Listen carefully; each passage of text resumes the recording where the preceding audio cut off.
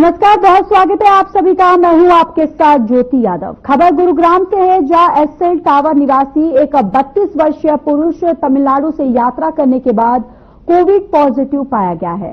इसके बाद उसको घर में आइसोलेट किया गया। साथ ही डीएलएफ सिटी फेज 1 निवासी 44 वर्षीय महिला जिसने कोई यात्रा नहीं की है, वही कोविड पॉजिटिव भी पाई गई है, जिसके बाद उन्होंने भी खुद को घर में आइसोलेट कर लिया है। और इसके साथ ही वाटिका इंडिया नेक्सेट निवासी 28 वर्षीय महिला कोविड पॉजिटिव होने पर खुद को घर पर आइसोलेट कर लिया है।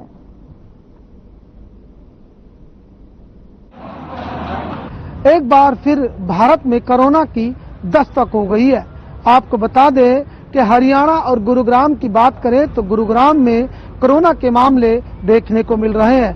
हाल ही में आज की बात करें, जो स्वास्थ्य विभाग द्वारा जो आंकड़े दिए गए हैं, 3 मरीज सामने निकल कर आए हैं, जिसमें 2 महिला और 1 पुरुष पॉजिटिव पाया गया है। आपको बता दें कि स्वास्थ्य विभाग का कहना है कि इस बार जो कोरोना है वो कहीं ना कहीं हल्का फुल्का कोरोना के जो लक्षण है वो देखने को मिल रहे हैं। आपको बता दें कि जिस तरह से 2020 में कोरोना की जो जबरदस्त दस्तक थी, एक दिन में रोजाना हजारों जो है केस वो सामने देखने को मिल रहे थे, और ऐसे में कितने लोगों ने कोरोना 2020 की बात करें तो अपनी जान गंवाई थी, और ऐसे में इस बार फिर कोरोना की दस्तक देखने को मिल रही है। गुरुग्राम में जहां 3 मरीज जो रिपोर्ट किए गए हैं, तो वहीं 94 लोगों का टेस्ट किया गया है, जिसमें 12 जो केस हैं वो एक्टिव हैं, और टोटल 19 केसों में से 7 जो मरीज हैं उनको छुट्टी दे दी गई है। ऐसे में जरूरत है जागरूक रहने की और सुरक्षित रहने की। आप अपनी सुरक्षा के लिए मास्क लगा सकते हैं। भीड़ भाड़ वाले इलाके में जाएं तो थोड़ा सावधानी से रहें, जिससे कि कोरोना से बचा जा सके। अब ऐसे में देखना होगा कि कोरोना की देश में दस्तक हो चुकी है, और आने वाले दिनों में कोरोना की जो दस्तक है वो बढ़ेगी या फिर कोरोना को कंट्रोल कर लिया जाएगा। गुरुग्राम से हर खबर हरियाणा के लिए विजेंद्र कुमार।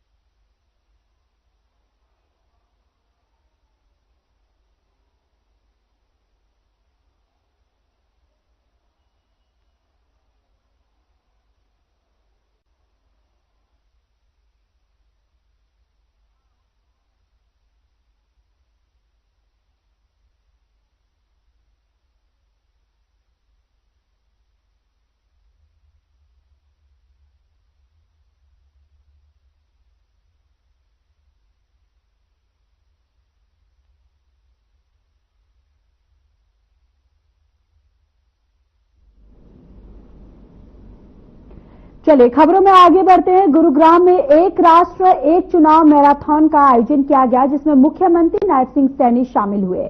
सीएम सैनी ने मैराथन को हरी झंडी दिखाते हुए कहा कि आज की दौड़ का मुख्य उद्देश्य इस एक राष्ट्र एक चुनाव के महत्वपूर्ण विचार को समर्पित करना है। ये सिर्फ एक मैराथन नहीं बल्कि बदलाव की दिशा में एक महत्वपूर्ण कदम है। यह एक संकल्प है, एक आंदोलन है। साथ ही उन्होंने कहा कि यह आयोजन जो है एक राष्ट्र एक चुनाव के विचार को गति देगा। आदरणीय प्रधानमंत्री जी हरियाणा की भूमि के ऊपर आते हैं और 22 जनवरी 2015 एक कुरीति के खिलाफ आवाज बुलंद करते हैं। और वो कुरीति थी कि बेटियों को गर्म में मार देते थे। प्रधानमंत्री जी ने आकर के आह्वान किया, बेटी बचाओ बेटी पढ़ाओ, और पूरा देश उस बुराई के लिए एकजुट खड़ा हुआ और बुराई समाप्त हो गई। आदरणीय प्रधानमंत्री जी ने अभी यह निर्णय लिया, एक संकल्प लिया कि आतंकवादियों ने हमारे देश के जो परिवार सहित घूमने के लिए जा रहे थे, एक टारगेट तरीके से उनको मौत के घाट उतारा। और प्रधानमंत्री जी ने संकल्प लिया कि आतंकवाद की बची कुची जमीन को मट्टी में मिलाने का समय आ गया है और पूरा देश गंगा यात्रा लेकर के एकजुट होकर के हमारे सैनिकों के समर्थन में, आदरणीय प्रधानमंत्री जी के समर्थन में खड़ा हो गया और उनको पूरा संबल देने का काम इस देश के लोगों ने किया है। भाइयों, ये वन इलेक्शन वन नेशन, ये भी एक मिशन को लेकर के आज हम यहां एकत्र हुए। जब भी कोई बड़ा मिशन होता है पूरा देश एकजुट होता है, और जब पूरा देश एकजुट होता है तो उसका सुधार हो जाता है। ये बड़े लंबे समय से भाइयों जो आज का आयोजन है, ये आयोजन ये फिटनेस के लिए नहीं है, यह फ्यूचर के लिए है। भाइयों, हमने आगे क्या करना है, आगे कैसे चलना है, ये उसके लिए आज का आयोजन है। यह भारत के लोकतांत्रिक भविष्य की दिशा तय करने वाला ये आज का हमारा कार्यक्रम है। हम सब जानते हैं कि भारत दुनिया का सबसे बड़ा लोकतंत्र है, लेकिन क्या हमें यह नहीं सोचना चाहिए कि इस विशाल लोकतंत्र की प्रणाली को अधिक सक्षम, अधिक पारदर्शी और अधिक समन्वित कैसे बनाया जाए? इसी सोच से निकला है ये वन नेशन वन इलेक्शन का विचार, जिसको आज यहां से हम गुरुग्राम की गुरु द्रोणाचार्य की इस पवित्र भूमि से आज इसको हम आगे बढ़ा रहे हैं। यह सिर्फ एक राजनीतिक विचार नहीं है, यह राष्ट्रहित का विचार है जो इस भारत को सशक्त और मजबूत करेगा। जो आदरणीय प्रधानमंत्री जी ने सपना देखा है 2047 तक हमने इस राष्ट्र को सशक्त और मजबूत करना है। हरियाणा के मुख्यमंत्री नायब सिंह सैनी ने कहा कि प्रधानमंत्री श्री नरेंद्र मोदी के नेतृत्व में भारत विकसित राष्ट्र बनने की ओर अग्रसर है। ऐसे में हमें लोक माता अहिल्याबाई के पद चिन्हों पर चलना होगा और उनकी तरह न्याय देना होगा, विकास करना होगा और संस्कृति को सहेजना होगा। आज अहिल्याबाई की 300वीं जयंती पर हम सब मिलकर संकल्प ले कि हम समाज की सेवा करेंगे और बेटियों को शिक्षा और सम्मान अधिकार देंगे।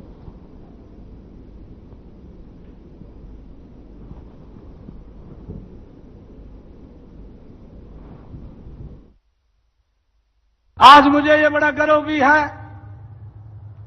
कि आज ऐसी नेत्री जिनका 300वां हम जन्मदिन मना रहे हैं, उनकी जयंती मना रहे हैं।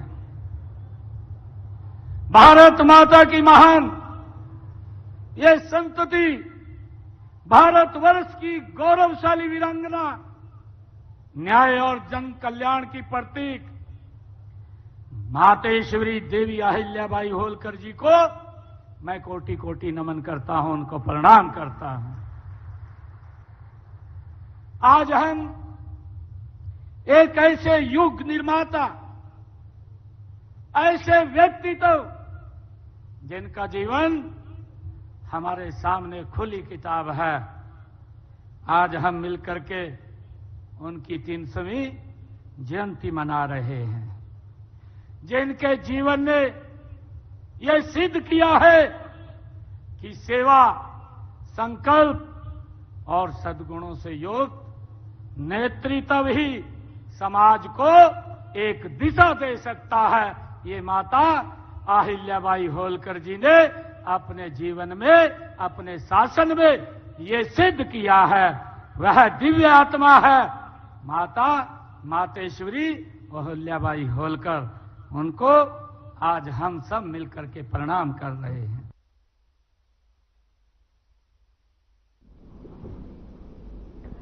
परिवहन एवं श्रम मंत्री अनिल विज अंबाला जिले के मेधावी विद्यार्थियों के सम्मान में आयोजित किए गए भविष्य ज्योति समारोह कार्यक्रम में बतौर मुख्य अतिथि संबोधित कर रहे थे। इस दौरान उन्होंने जिले के विभिन्न स्कूलों में अव्वल आए 125 विद्यार्थियों को सम्मानित किया। सभी विद्यार्थियों को अपने स्वैच्छिक कोष से 10,000 रुपये देने की घोषणा भी की है। इस दौरान उन्होंने कहा कि हमारी नई पीढ़ी मोबाइल, टीवी और कंप्यूटर में खो गई है और नई पीढ़ी को सजग और बेहतर स्वस्थ रहने के लिए टेलीविजन और मोबाइल पर स्क्रीन टाइम को कम करना होगा। एक पुनीत पहल जो कुछ समाचार पत्रों द्वारा की जा रही है, नहीं तो कोई कह सकता है कि ये तो सामाजिक संस्थाओं का काम है या सरकारों का काम है, लेकिन एक समाचार पत्र जो व्यावसायिकता के लिए फील्ड में आया, वो अपना व्यवसाय तो कर रहा है, अच्छा कर रहा है, लेकिन वो समाज को पढ़ भी रहा है, देख भी रहा है कि क्या क्या और करना बाकी है। सब कुछ हो गया ऐसा कभी नहीं होता।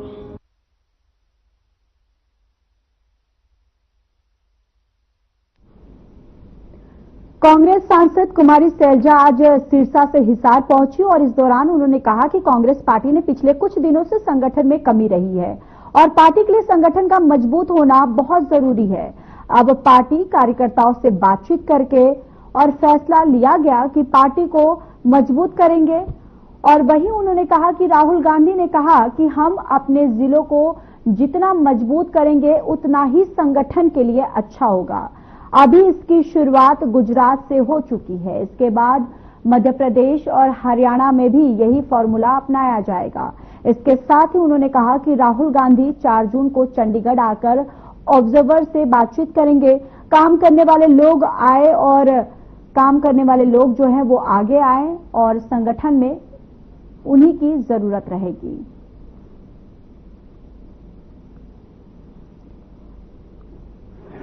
ये सब मानते हैं और हमारी भी कई बार बात हुई है कि किसी भी पार्टी में और हमारी पार्टी में, कांग्रेस पार्टी में संगठन की थोड़ी पीछे कमी रही, कुछ अभाव रहा और संगठन मजबूत होना बहुत जरूरी है। इसी चीज को देखते हुए, लोगों से फीडबैक लेते हुए फैसला हुआ है कि हम पार्टी को नीचे से, जमीन से मजबूत करें।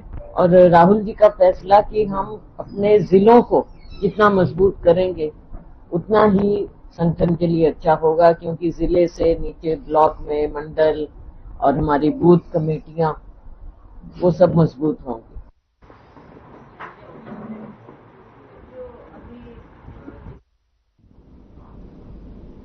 खबर तो शाम से है, जहां गुरुवार को आपदा प्रबंधन और राष्ट्रीय सुरक्षा को सुदृढ़ बनाने की दिशा में ऑपरेशन शील्ड के अंतर्गत लघु सचिवालय में एक सफल अभ्यास किया गया।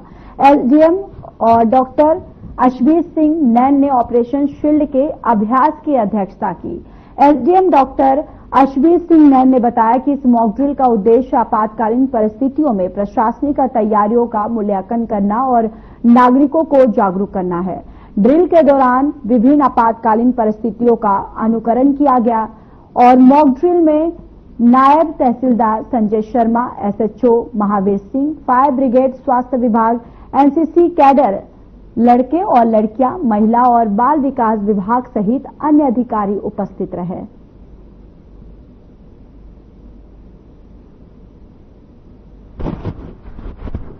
तो देखिए, तो शाम से ये खबर आप तक पहुंचा रहे, जहां पर ऑपरेशन शील्ड का सफल अभ्यास जो है वो किया गया। लघु सचिवालय में अभ्यास हुआ है और ये अभ्यास जो है वो सफल रहा है। आपातकालीन स्थिति के लिए लोगों को जागरूक भी किया गया और ये पूरा ऑपरेशन शील्ड के तहत जो है वो किया गया है। इसको लेकर लोगों में जो जागरूकता है वो पैदा की गई है और साथ ही साथ ये ऑपरेशन जो है वो लघु सचिवालय में किया गया है और ये ऑपरेशन बताया जा रहा है कि सफल भी रहा।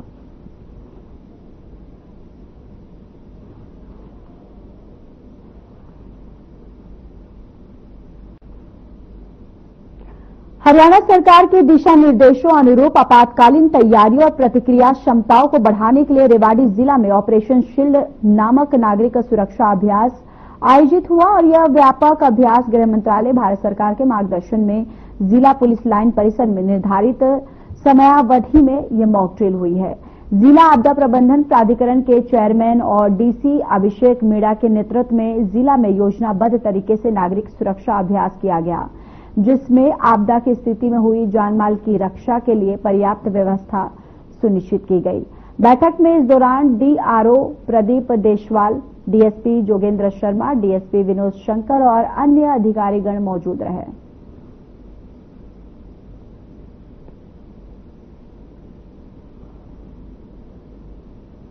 हमारे रेवाड़ी डिस्ट्रिक्ट के अंदर मॉक ड्रिल की एक्सरसाइज की गई, जिसके अंदर हमारी लाइन डिपार्टमेंट की तैयारी परखी गई कि अगर कोई आपदा सिचुएशन आती है, कोई ऐसी सिचुएशन हमारे सामने आती है तो उसके लिए हम लोग कितना प्रिपेयर्ड है। तो इसके अंदर सभी डिपार्टमेंट्स ने, पुलिस ने, हेल्थ ने,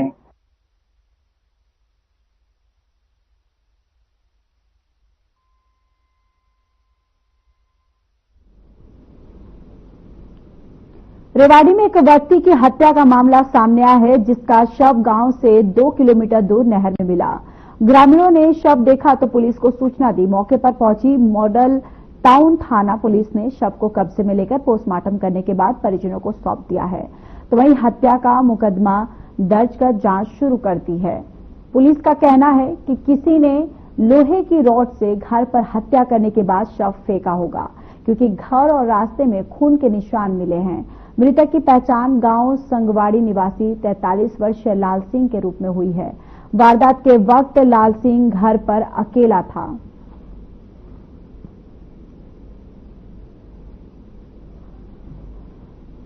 आज सूचना मिली थी कि लाल सिंह सन ऑफ पावर सिंह गांव संगवाड़ी का मर्डर हो गया। इस सूचना पर हम मौका पहुंचे थे।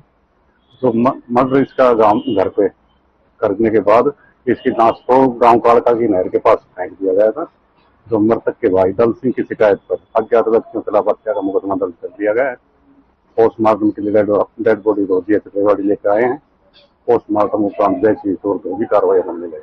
इसके सिर में चोट है जो लोहे से मारी हुई है, हाथ बिजली की तार से बांधे हुए हैं, लेकिन जो हत्या में का कारण है वो स्पष्ट चोट का है जो सिर माथे पे लगी हुई है। परिजनों किसी को आरोप लगाया है, किसी की कुछ शंका जाहिर की है? शंका सुल्तान पक्ष पे जाहिर की है, लेकिन कन्फर्म नहीं है अभी। फिर भी हर एंगल से जांच करके नियमानुसार कार्रवाई की है।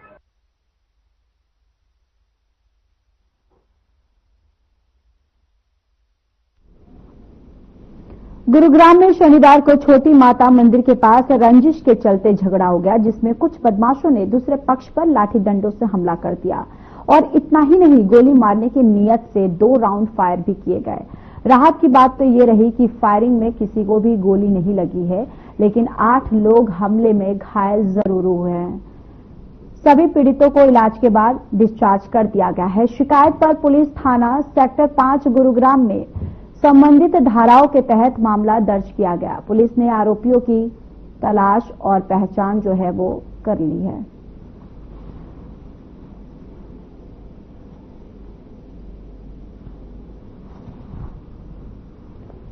तो छोटी माता मंदिर के पास झगड़ा हुआ, जहां रंजिश में जानलेवा हमला हुआ है और इस हमले में 8 लोगों की मौत हुई है और पूरा मामला जो है रंजिश का बताया जा रहा है, जिसके बाद जानलेवा हमला हुआ माफ कीजिएगा 8 लोग उनकी मृत्यु नहीं, वो घायल हुए हैं और छोटी माता मंदिर के पास ये झगड़ा हुआ है। अब पुलिस जो है आरोपियों की पहचान कर ली है और आगे की कार्रवाई जो है वो पुलिस कर रही है।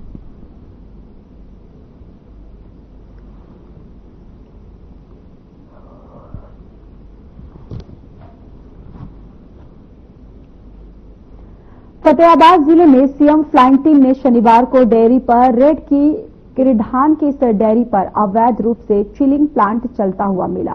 सीएम फ्लाइंग टीम ने मौके से करीब 7,500 लीटर दूध और 135 किलो मिल्क पाउडर बरामद किया है। कार्रवाई के दौरान टीम को डेयरी में कोई लाइसेंस नहीं मिला। टीम ने इंचार्ज सुनैना के साथ sub inspector Jitendra, ASI Surendra, AHC Vijay और खाद्य सुरक्षा अधिकारी डॉक्टर आजाद सिंह शामिल रहे। टीम ने मौके से दूध और मिल्क पाउडर के कई नमूने एकत्रित किए, जिन्हें जांच के लिए लैब भेजा गया।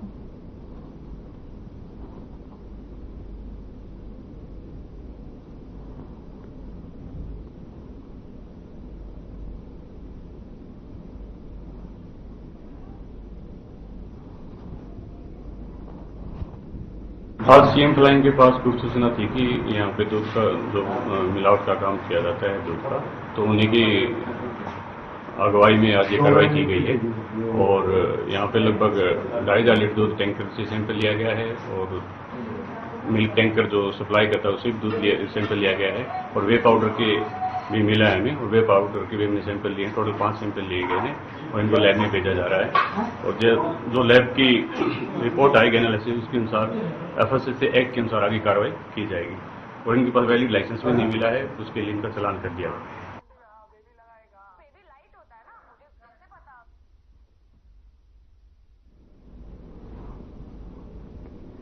जिंद में एनआईए की टीम ने एक जिम संचालक के यहां रेड की है और सुबह 5 बजे टीम जिम संचालक के घर पहुंची और पूछताछ शुरू कर दी है। हालांकि अभी तक रेड के कारणों का स्पष्ट पता नहीं चल पाया है, लेकिन बताया जा रहा है कि जिम संचालक की तरफ से एक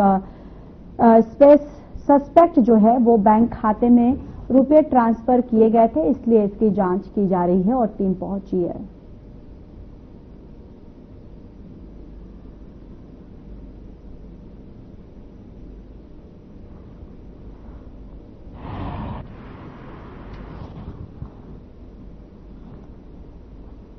तो शाम में काफी दिनों से पड़ रही भीषण गर्मी के बाद मौसम का मिजाज बदल गया है। आसमान में काले बादल छाए और बारिश शुरू हो गई। तो वहीं बारिश के होने के बाद मौसम काफी खुशनुमा सा हो गया। बताते चले कि इस बारिश से जहां लोगों को गर्मी से राहत मिली, तो वहीं फसलों को भी काफी फायदा होगा।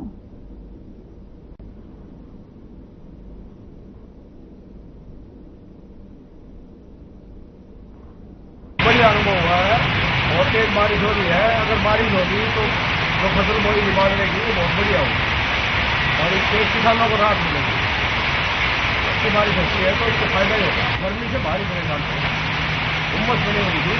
आज परमात्मा की जो हो सकता है मेरी जिंदगी चाहिए बिल्कुल होगा। जो फसल ना बोई थी वो तो हम बोएंगे और कुछ बहुत चुके थे उनमें फायदा होगा। कपास में, बांगरे में पूरा फायदा है। आज जो ये बरसात हुई है इससे मौसम बहुत सुहाना हो गया है। मौसम में ठंड भी हो गई है। अब तक बहुत ज़्यादा टेम्परेचर हो गया था, जिसके कारण बहुत दिक्कत हो रही थी। गर्मी बहुत ज़्यादा लग रही थी लाइट के, और आज की बरसात से बहुत अच्छा महसूस हो रहा है। बहुत अच्छा अनुभव हो रहा है। हाँ, आज बहुत अच्छा हो गया है। कुछ मौसम में ठंड हो गई है, नहीं तो गर्मी से बहुत बुरा हाल था।